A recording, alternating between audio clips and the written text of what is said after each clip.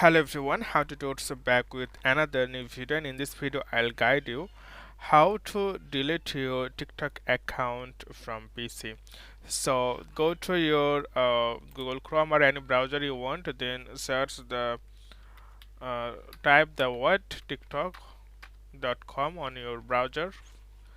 Then you can see it's your interface of TikTok. So what you can do, you have to click here. You can see it's called profile.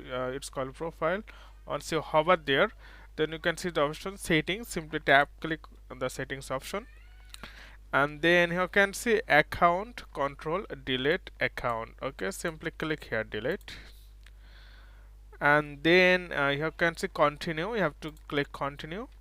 Then you have to click continue with Google. Once you continue with Google, then they want your password, then your account will be deleted permanently. So okay friend, today's no more, and thank you for watching.